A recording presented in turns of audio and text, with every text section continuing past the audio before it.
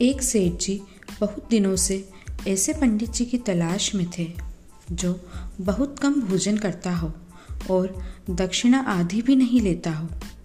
ऐसे पंडित जी को भोजन कराकर सेठ जी पुण्य कमाना चाहता था। कई दिनों तक वह पंडित जी को खोजता रहा। वैसे सेठ था तो धनी, पर था कंजूस। सेठ जी का ऐसा विचार रहने के कारण गांव वाले पंडितों ने समझ लिया सेठ बहुत कंजूस है। एक दिन सेठ जी ने एक पंडित जी से पूछा, आप कितना खाते होंगे? पंडित जी ने कहा, 250 ग्राम के करीब। यह सुनकर सेठ जी ने उसी समय पंडित को दूसरे दिन के लिए निमंत्रण दिया और बोले, पंडित जी, मुझे तो कल व्यापार के सिलसिले में दूसरे गांव जाना है। आप मेरे घर जाकर भोजन कर आना। पंडित जी ने कहा, बहुत अच्छा, और सेठ जी अपने घर चले गए। सेठ ने घर पहुंचकर सेठानी से सारी बात कह दी कि हम अमुक पंडित जी को कल के भोजन का निमंत्रण दे आए हैं और मैं कल पड़ोस के गांव में व्यापार के लिए जाऊंगा और तुम पंडित जी को भोजन करा देना और जो मांगे सो दे देना। क्योंकि सेठ ने तो यह जान ही लिया था कि पंडित जी की खुराक 250 ग्राम है, इससे अधिक क्या ही मांगेंगे। दूसरे दिन सेठ जी व्यापार के लिए चले गए। इधर पंडित जी भोजन के लिए सेठ के घर आए। सेठानी ने चरण छुए तो पंडित जी ने आशीर्वाद दिया। तब सेठानी ने सम्मान सहित बिठाया और उनसे पूछा, पंडित जी, आपको क्या क्या चाहिए? उन्होंने कहा, 1 बोरा गेहूँ, 1 पीपा शुद्ध घी, 50 किलो शक्कर और 1 गाय चाहिए। सेठानी उदार थी। पंडित जी के कथानुसार सब सामान निकलवा दिया।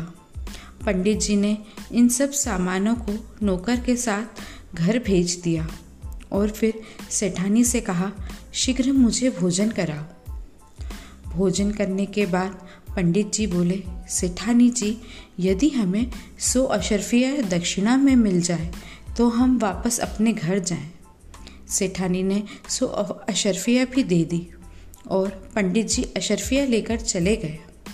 पंडित जी अपने घर जाकर चादर ओढ़कर सो गए और अपनी पत्नी से बोले, अगर सेठ आवे तो तू झूठ मूठ रोने लगना और कहना, पंडित जी तो जब से आपके घर से भोजन करके आए हैं तब से ही बहुत सख्त बीमार है।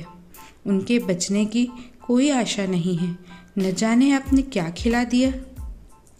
शाम के समय सेठ दिन भर के थके भूखे घर आए और सेठानी से पूछा, पंडित जी आए थे, भोजन करा दिया कि नहीं?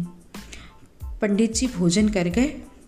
सेठानी ने कहा, हाँ, पंडित जी ने 5 किलो की पूड़ियाँ, 1 किलो बादाम का हलवा एवं 2 किलो गुलाब जामुन खाकर और घर के लिए गेहूँ, घी, गाय आदि एवं 100 अशर्फिया दक्षिणा में मांगकर भी ले गए। यह सुनकर सेठ मूर्छित हो गया। थोड़ी देर बाद जब होश आया तब सेठ जी सीधे पंडित जी के घर पहुँचे। पंडिताइन दरवाजे पर ही बैठी थी। सेठ जी को आता देख रोने लगी। सेठ जी ने पूछा, पंडित जी कहाँ हैं? यह सुनकर पंडिताइन और फूट फूट कर रोने लगी और बोली, जब से वे आपके यहाँ भोजन करके आए हैं, न जाने उन्हें क्या हो गया है। बहुत सख्त बीमार है, बचने की कोई आशा नहीं है। न जाने आपने भोजन में क्या खिला दिया है। जब से सो रहे हैं, पता नहीं क्या हो गया है। सेठ जी पंडिताइन के सामने हाथ जोड़कर कहने लगे, रोना बंद करो, ये 5000 रुपया और लो और पंडित जी का इलाज कराओ, परंतु यह किसी को मत कहना कि पंडित उन सेठ के यहाँ भोजन करने गए थे। इस प्रकार कंजूस सेठ घर वापस आ गए। सेठ को अपनी कंजूसी के कारण अधिक धन संपत्ति खोनी पड़ी एवं दुख भी उठाना पड़ा। कंजूस व्यक्ति की सारे संसार में सब निंदा करते हैं।